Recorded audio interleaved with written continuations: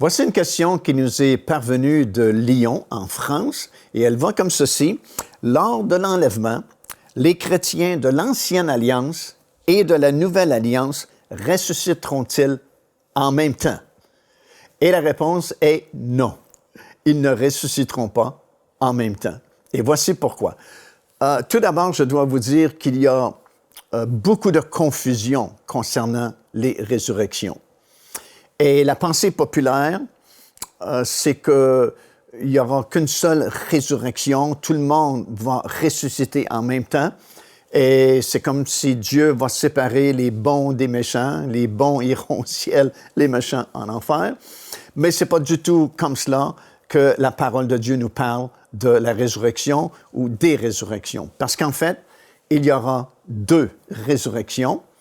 La première résurrection s'appelle la résurrection des justes et la deuxième résurrection s'appelle la résurrection des injustes. Et de plus, les deux résurrections sont séparées de plusieurs milliers d'années et ne sont pas du tout en même temps. La première résurrection, elle est appelée aussi la résurrection d'entre les morts. Tandis que la deuxième résurrection, elle est appelée la résurrection des morts. La première résurrection est appelée résurrection d'entre les morts parce que ce ne sont pas justement tous les morts qui ressusciteront à ce moment-là. Nous lisons ça dans Romains chapitre 1er, le verset 4, Romains chapitre 8, verset 11, et également dans Philippiens, le 3e chapitre, et au verset 11, nous lisons au sujet de la résurrection d'entre les morts. Et dans Matthieu chapitre 2 et le verset 31, la Bible parle de la résurrection des morts à ce moment-là. La première résurrection ne se fait pas d'un seul bloc, mais elle s'échelonne sur plusieurs milliers d'années, tandis que la deuxième résurrection, celle des injustes, se fera d'un seul bloc et c'est uniquement après le règne de 1000 ans qu'elle aura lieu. Comme nous le lisons dans Apocalypse, le chapitre 20, et au verset 5, ça dit « Et les autres morts revinrent à la vie ». Les autres morts signifient tous ceux qui n'ont pas été ressuscités dans la première résurrection. Tous les autres morts vont ressusciter dans la deuxième résurrection, celle des injustes. Et c'est pourquoi, dans Apocalypse chapitre 20 et au verset 6, il est écrit ceci, « Heureux et saints ceux qui ont part à la première résurrection. » Parce que vous ne voulez pas faire partie de la deuxième résurrection, parce que comme nous allons le voir un peu plus loin, tous ceux qui feront partie de la deuxième résurrection, celle des injustes, leur destination finale, c'est l'étang de feu pour toujours. Alors voilà pourquoi la Bible dit « Heureux et saints ceux qui ont part à la première résurrection, la résurrection des justes. » Ce qui est intéressant, c'est que la première résurrection, elle est déjà commencée, puisque Christ est déjà ressuscité et Christ doit être le premier en toutes choses. Et il fait partie de cette première résurrection. Il est, comme Paul va nous dire dans l'Épître aux Corinthiens, dans le 15e chapitre, il est les prémices de la première résurrection. Le mot prémisse veut toujours dire premier, ce qui est en premier. Et le Seigneur Jésus-Christ étant déjà ressuscité, il est ce premier rang de la première résurrection. C'est dans Colossiens que nous lisons ceci, que Jésus doit être le premier en toutes choses. Alors, il est déjà ressuscité, donc la première résurrection, elle est déjà commencée.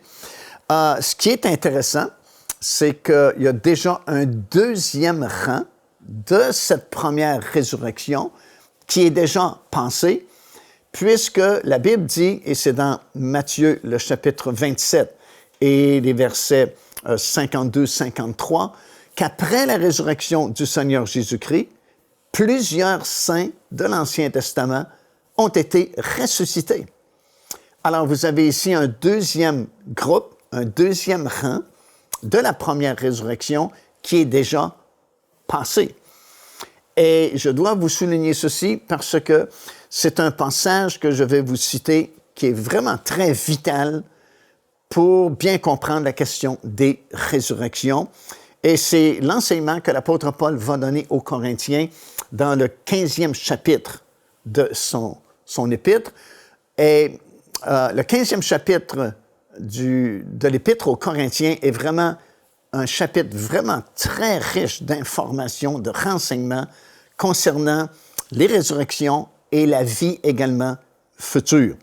Et dans ce passage-là, il va dire ici, dans 1 Corinthiens chapitre 15, les versets 22 et les versets 23, il va dire quelque chose comme « Oui, nous allons tous ressusciter, mais, dit-il, chacun en son rang. » Wow! Ça veut dire que nous comprenons que la première résurrection ne se fait pas d'un seul bloc, ne se fait pas d'un seul coup, mais ça dit que nous allons ressusciter chacun en notre rang.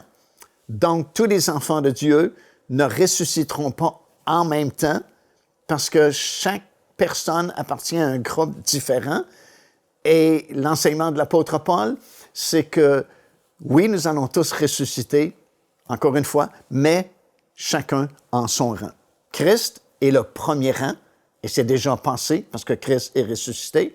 Plusieurs saints de l'Ancien Testament sont déjà ressuscités, donc on a déjà deux groupes qui constituent la première résurrection qui sont déjà du passé. Premier groupe, Christ. Deuxième groupe, plusieurs saints de l'Ancien Testament. Et nous nous attendons bientôt à un troisième groupe qui fait partie de la première résurrection, c'est l'enlèvement de l'Église, bien sûr. Lorsque cette trompette va sonner, la Bible nous dit carrément, les morts en Christ vont ressusciter. Et nous qui serons vivants à ce moment-là, nous serons changés dans un instant, dans un clin d'œil, et nous allons monter dans les airs à la rencontre du Seigneur. Alors, lorsque la trompette sonne, le troisième rang ou le troisième groupe de rachetés, ils seront ressuscités à ce moment-là. Mais on est toujours dans la première résurrection. Les autres morts ne sont pas ressuscités. La deuxième résurrection n'est pas encore arrivée. Et comme on va le constater un peu plus loin, elle n'arrivera pas tant et aussi longtemps que le long règne de 1000 ans n'est pas terminé. Et ce n'est qu'après que tous les autres morts vont ressusciter. Alors, nous sommes toujours dans la première résurrection qui, comme j'ai mentionné, s'échelonne sur une longue période d'années. Et tout au long de cette longue période d'années, différents groupes de rachetés ressuscitent à des moments différents.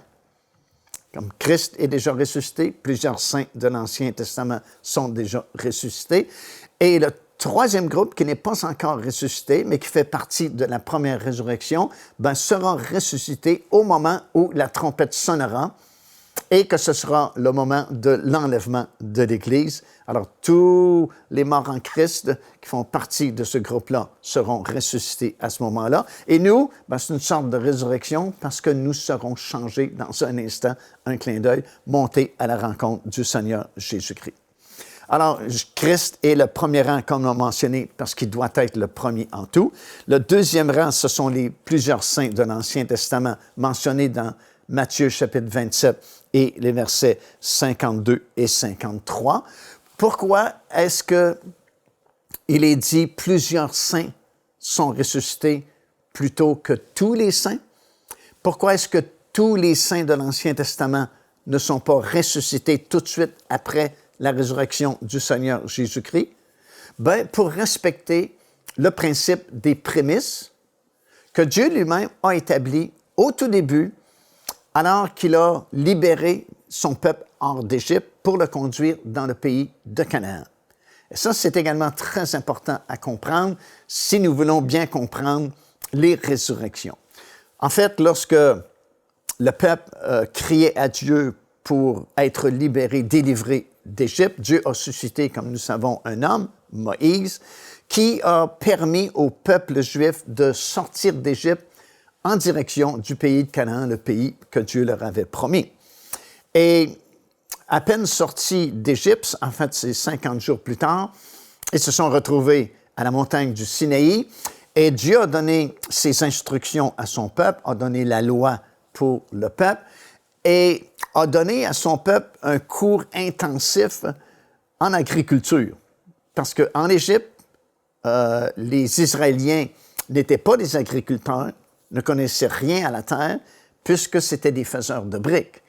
Et Dieu savait que dans le pays où il les conduisait, ils devraient vivre de l'agriculture. Alors, il va leur donner un cours intensif en agriculture en leur expliquant qu'il y aura dans le pays promis 3 moissons par année. L'orge, au tout début, première moisson, le blé, deuxième moisson, et à l'automne, les autres fruits qui prennent plus de temps à mûrir, comme les raisins, les olives, et ainsi de suite. Et il va faire coïncider cela avec 3 grandes fêtes annuelles. Pour la première moisson, l'orge, au début de l'été, la Pâque. Durant l'été, c'est la Pentecôte. Et à l'automne, c'est la fête des tabernacles. Alors, 3 grandes fêtes qui coïncident avec les 3 grandes moissons annuelles en Israël. Et selon les instructions que Dieu a données à son peuple, tous les hommes, tous les mâles devaient monter à Jérusalem 3 fois par année pour célébrer ces 3 grandes fêtes-là. La Pâque est constituée de 3 fêtes, la Pâque elle-même, la fête des pains sans levain et la fête des prémices. 50 jours après la fête des prémices, c'était la fête de la Pentecôte, qui est unique. Et après ça, à l'automne, vous aviez la fête des tabernacles, qui est formée de la fête des trompettes, la fête des expiations et la fête des tabernacles proprement dit. Souvenons-nous que ces 3 fêtes-là coïncident avec les 3 moissons annuelles. À la Pâque, c'est l'orge, à la Pentecôte, c'est le blé, et à la fête des tabernacles, à l'automne, ce sont les autres fruits. Et voici le principe que Dieu va établir avec son peuple, le principe qu'on appelle des prémices, qui est écrit dans votre Bible dans le livre du Lévitique, le 23e chapitre, et au verset 10. Lévitique 23, 10 dit ceci: « Lorsque vous serez entrés dans le pays que je vous donne, et que vous y ferez les moissons, voici ce qui est établi. Avant de moissonner votre champ, vous devez d'abord prélever les prémices de ce champ-là et apporter ces gerbes-là au temple, au souverain sacrificateur, qui les agitera de gauche à droite devant l'Éternel, afin qu'elles soient agréées par l'Éternel. Et alors seulement, vous pouvez moissonner le reste de votre champ. » Alors, le principe est celui-ci: d'abord les prémices, ensuite le reste du champ. Mais ce principe des prémices n'était pas uniquement pour l'agriculture, pour les 3 moissons naturelles, mais ça s'harmonisait parfaitement aussi avec la résurrection des justes. La première résurrection qui fonctionne exactement selon le principe des prémices que Dieu avait établi autrefois. Et c'est pourquoi ces plusieurs saints de l'Ancien Testament sont ressuscités et non pas tous les saints de l'Ancien Testament, afin de respecter ce principe-là. D'abord, les prémices, ceux qui se qualifiaient pour être les prémices de la première moisson, l'orge, symbole de la moisson de l'Ancien Testament, et plus tard, le reste du champ de l'Ancien Testament sera ressuscité également. Et c'est le même principe qui va s'établir pour l'enlèvement de l'Église. D'abord, les prémices, c'est-à-dire ceux qui se sont préparés, parce que la Bible est formelle à ce sujet-là. Ça dit que le Seigneur vient et son épouse s'est préparée. Il y a donc une préparation pour faire partie de cet enlèvement-là. Et ceux qui se sont donné la peine de se préparer seront enlevés et formeront les prémices de la 2e moisson annuelle, le blé, que nous sommes. Et le reste du champ, comme ces vierges insensées qui ont manqué l'enlèvement de l'Église, seront amenées plus tard au ciel parce qu'elles forment le reste du champ. Et c'est le même principe qui s'applique pour la dernière génération en Israël, les 144 000 qui sont scellés au début des 7 années de tribulation, représente les prémices d'Israël, la troisième moisson, celle de l'automne, les fruits, et le reste du champ d'Israël sera moissonné après. C'est dans le 7e chapitre du livre de l'Apocalypse que nous lisons au sujet de ces 144 000 Juifs qui sont scellés d'un sceau de protection qui va les garder contre les attaques diaboliques qui auront lieu à ce moment-là, au tout début des 7 années de tribulation. Ils seront enlevés, ces 144 000-là, au milieu des 7 années de tribulation. Nous lisons ça dans Apocalypse, le 12e chapitre. Et au 12e chapitre du livre de l'Apocalypse, nous sommes exactement à mi-chemin de cette période-là des 7 années de tribulation. Et ils sont enlevés à ce moment-là. Et dans le chapitre 14 du livre de l'Apocalypse, nous les voyons, ces 144 000-là, au ciel, sur la montagne de Sion, là-haut, dans le ciel.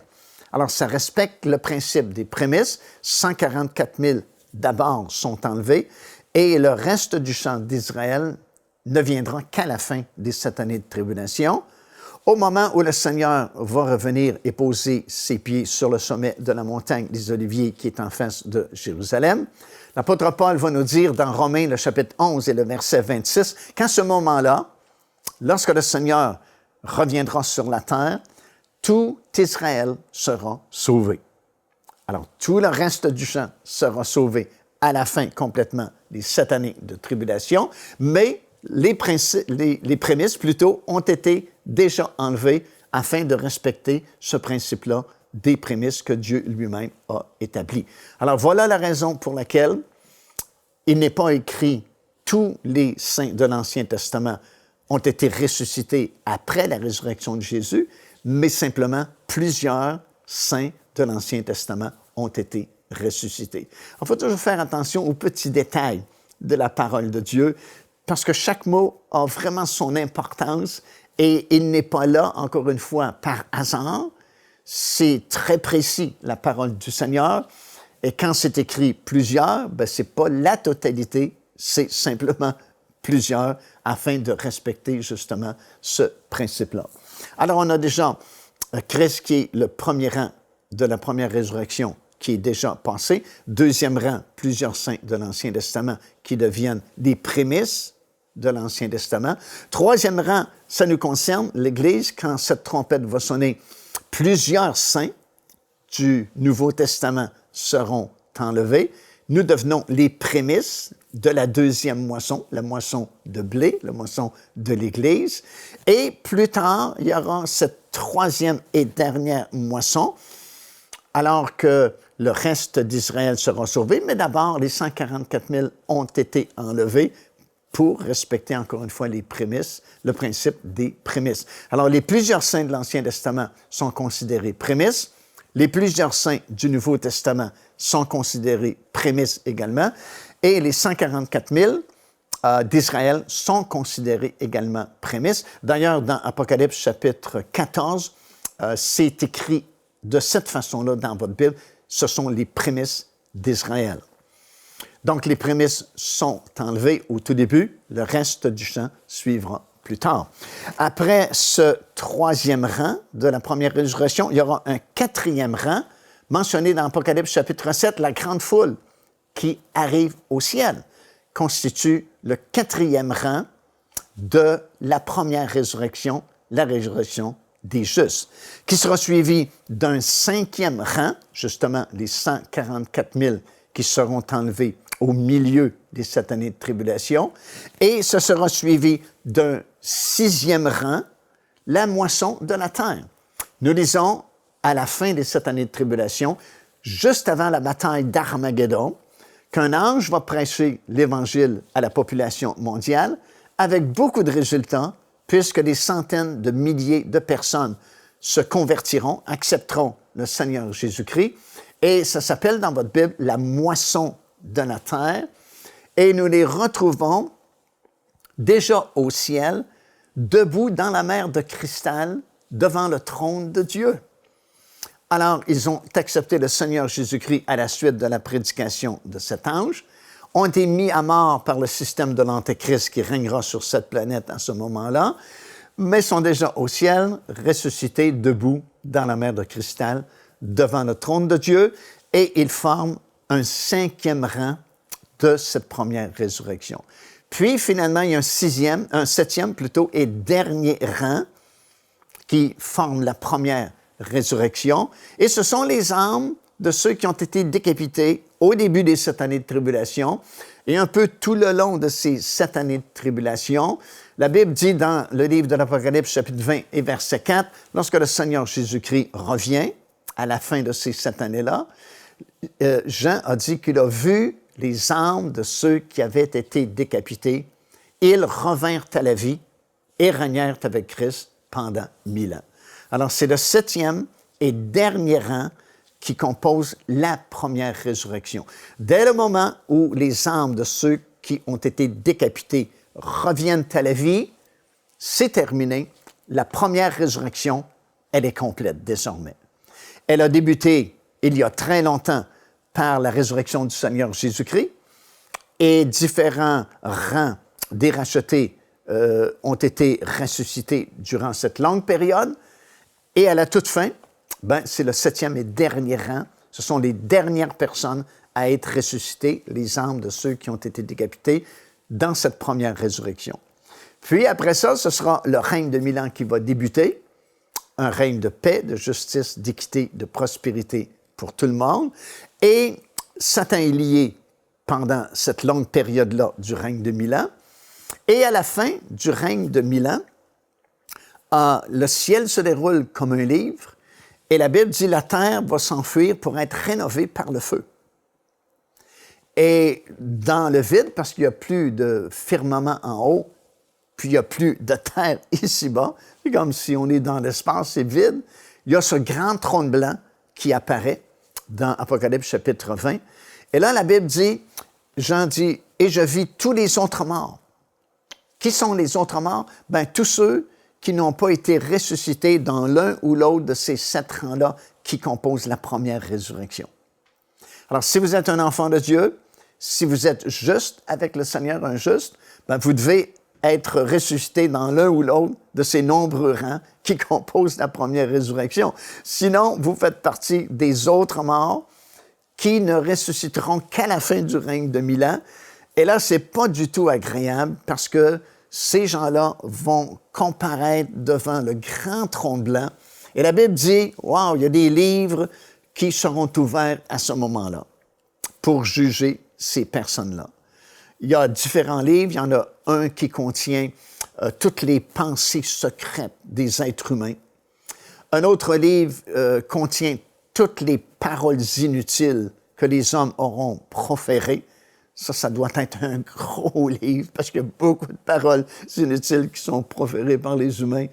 En fin de compte, les actions secrètes des hommes seront jugées et tous ceux et celles qui comparaîtront devant le jugement du grand trône blanc, malheureusement, leur destination finale, c'est l'étang ardent de feu pour l'éternité. Parce que s'il y avait eu des gens parmi eux qui étaient morts justes ou morts dans le Seigneur, ils auraient été ressuscités dans l'un ou l'autre des différents rangs qui composent la première résurrection. Alors, s'ils sont là, ils font partie des autres morts, ils font partie de la deuxième résurrection, la résurrection des injustes, et comparaissent devant le grand trône blanc afin d'être jugés, et leur destination finale, c'est l'étang ardent de feu. Alors, en réponse à cette question, qui est une question vraiment très importante, parce qu'il y a beaucoup de confusion, évidemment, concernant les résurrections, non, les chrétiens de l'Ancienne Alliance ne seront pas ressuscités en même temps que les chrétiens de la Nouvelle Alliance, parce que chaque enfant de Dieu appartient à un groupe différent de rachetés. Alors, il y a un groupe pour les saints de l'Ancien Testament, parce qu'ils appartiennent à une autre dispensation. Il y a le groupe de l'Église. Il y a le groupe de ceux qui traverseront les années de tribulation.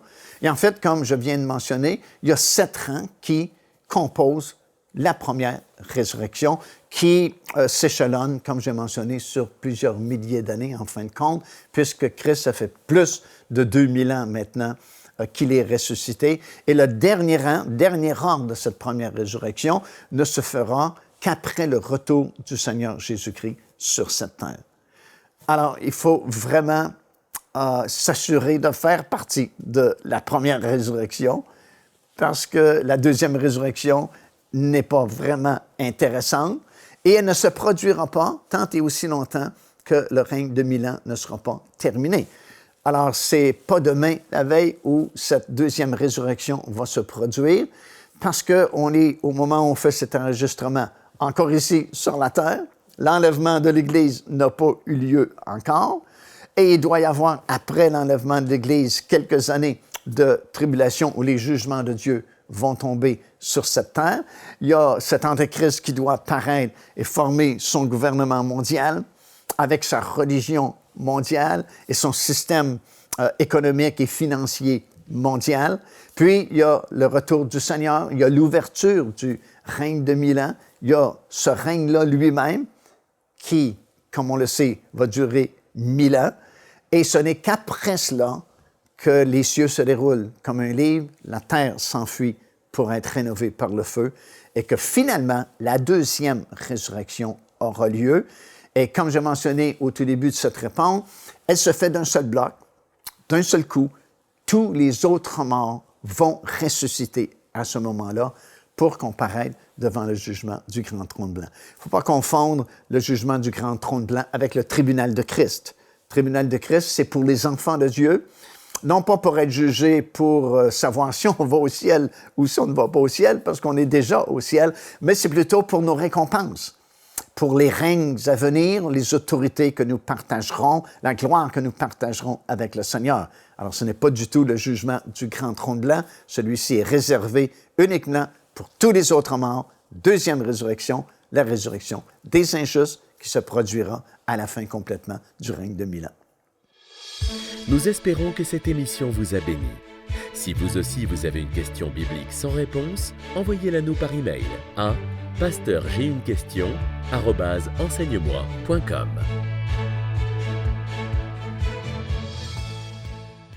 Cette émission est rendue possible grâce au précieux soutien des partenaires d'Enseigne-moi Canal International.